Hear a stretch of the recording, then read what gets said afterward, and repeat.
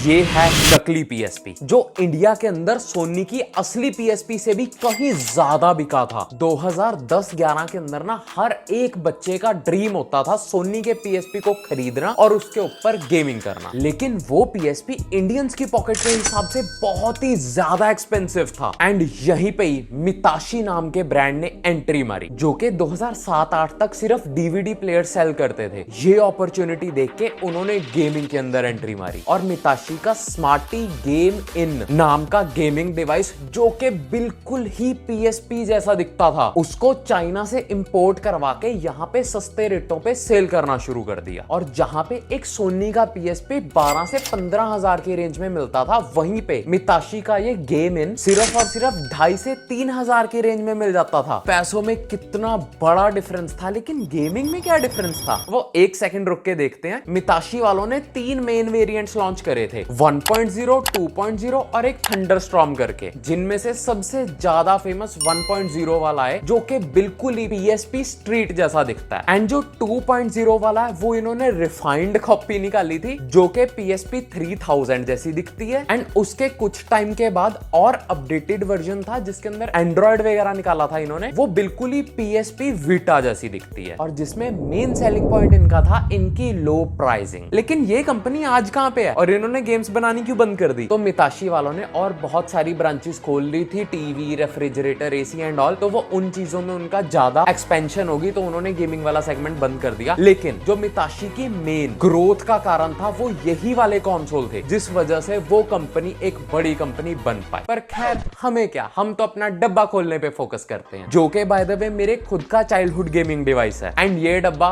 मैंने ही संभाल के रखा हुआ है इन पर्सनल हाथों से। डब्बे के अंदर से पीएसपी थी जो कि फुल्ली रैप करके रख रखी थी एंड इसकी अनबॉक्सिंग करने में इतनी सेटिस्फैक्शन मिली, ओए होए होए होए।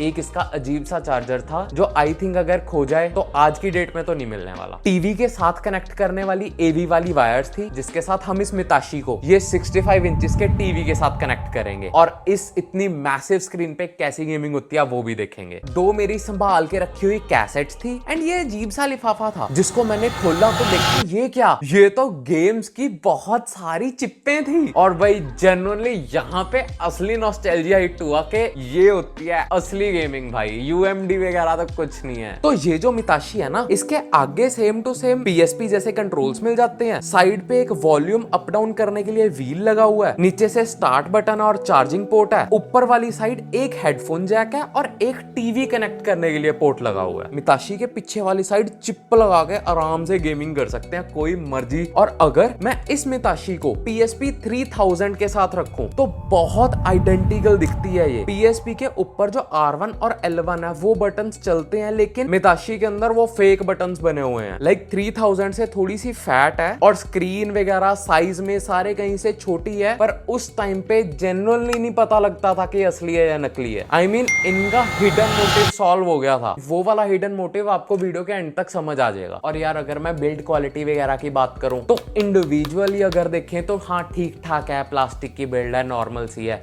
पर अगर पीएसपी के साथ कंपेयर करें तो जमीन आसमान का फर्क है भाई साहब। पर इस मिताशी में गेमिंग कैसी होती है तो अब तक वैसे तो समझ आ ही गया होगा। कुछ नहीं करा हुआ, चाइना से कंसोल मंगवाए जिसके अंदर आपको 8 बिट 16 बिट वाली गेम्स मिलती हैं। उस टाइम पे तो 32 बिट वाली भी होती थी, तो वो वाली सारी गेम्स इस कंसोल के अंदर है। हाँ जी, इन्होंने एमुलेटर वाले काम कर रखे हैं एंड आपको बिल्ट इन 128 गेम्स मिलती हैं इस कंसोल के अंदर, जिसमें से आप कोई भी गेम खेल सकते हो, जिसमें से आई गेस 8 से 10 गेम्स ही टॉप रैंक्ड गेम्स हैं। बट बाकी एक एडिशनल बेनिफिट ये है कि इसके पिछले वाली साइड आपको चिप की ऑप्शन मिलती है, तो आप कोई भी अपनी मर्जी की चिप, वीडियो गेम की चिप इसके अंदर डाल सकते हो और मजे से इसमें से कोई भी गेम खेल सकते हो जो आपकी पुरानी मारियो, कॉन्ट्रा, जो भी आपका दिल करता है। तो उन 128 गेम्स में से गेम्स क्या क्या मिलते हैं वो मैं आपको 2 सेकंड में दिखा देता हूं, लेकिन उससे पहले टीवी पे चला के देखते हैं, क्योंकि जो ये कंसोल है इसकी स्क्रीन काफी छोटी थी एंड आजकल के मोबाइलों के हिसाब से तो और भी छोटी फील होने लगी। तब तो आई मीन अच्छी खासी लगती थी। एंड जैसे ही मैंने इस वाले टीवी के साथ कनेक्ट करने की कोशिश करी तो मैंने देखा इसके अंदर तो एवी वाले पोर्ट ही नहीं है। तो भाई फिर मेरे को असली नॉस्टैल्जिया वाला सामान लेके आना पड़ा, ओनेडा का टीवी।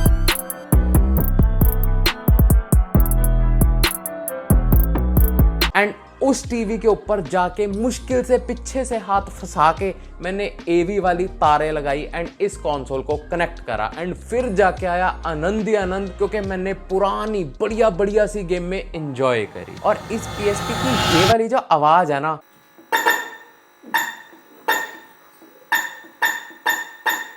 ओए होए होए, इतना नॉस्टैल्जिया इस आवाज के अंदर, एंड जिसमें से आप भी देख सकते हो कि कुछ कुछ गेम में तो जेन्युइनली इट वाज जस्ट, इसमें मैंने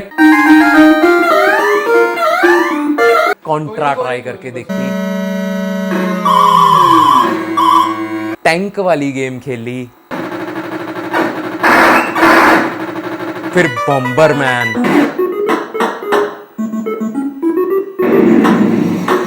पर भाई एक चीज है, इसका बैटरी बैकअप आज भी बड़ा शानदार है। I am amazed. मैं इसमें अभी भी 2-3 घंटे गेमिंग करके हटा हूं एंड इसकी बैटरी अभी भी चल रही है। तो अब गेम्स का आनंद लेने के बाद मैं आपको ये भी बता दूं कि इसका डिस्प्ले कैसा है, साउंड कैसा है, और ये PSP के आगे कुछ खड़ती भी है या नहीं। तो भाई देखो, डिस्प्ले साइज में तो थोड़ी छोटी फील होती है एंड आजकल के मोबाइलों के हिसाब से तो और भी छोटी फील होती है। एंड अगर मैं क्लैरिटी की बात करूं तो 8 बिट वाली गेमों में क्या ही क्लैरिटी, वैसे ही डब्बे डब्बे दिखते हैं, तो it doesn't matters much. And sound की बात करूं तो हाँ, ठीक ठाक साउंड है। साउंड सुन के करना भी क्या है, आई मीन मारियो कौन सा बोलता है। तो भाई यार, क्या तुम बच्चे का कंपटीशन एक हाथी से करवा रहे हो, क्योंकि PSP के अंदर तो God of war, need for speed, GTA जैसी गेम्स चल जाती हैं, मूवीज चल जाती हैं, गाने सुन लो, फोटो खींच लो। भाई साहब, इन दोनों का आपस में कोई लेना देना नहीं है। ये वाली मिताशी PSP के आगे बिल्कुल भी नहीं खड़ती है। PSP का लेवल बहुत ऊपर है मिताशी से। पर अगर ये डिवाइस PSP के सामने खड़ता ही नहीं है तो ये सक्सेसफुल कैसे हो गया, और भाई PSP से ज्यादा कैसे बिक गया इंडिया में? नंबर 1, ये डिवाइस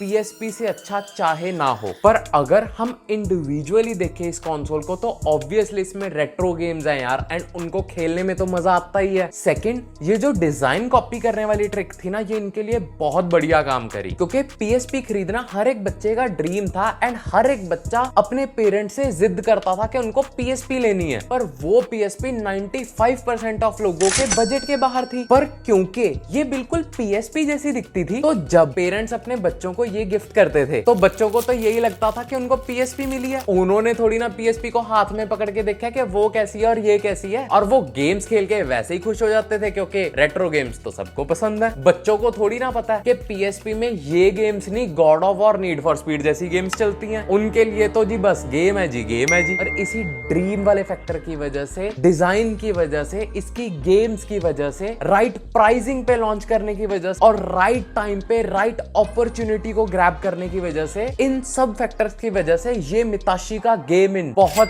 ज्यादा बिका था। एंड यार सच्ची बात बताऊं, चाहे ये फेक हो ना हो, इट डजंट मैटर। इसके जैसे कई गेमिंग डिवाइसेस ने हमारे चाइल्डहुड को बहुत मेमोरेबल बनाया है, because gaming doesn't mean playing big title. Gaming का मतलब है जस्ट एंजॉय। तो क्या आपके पास था ये मिताशी का गेम इन? कमेंट करके जरूर बताना।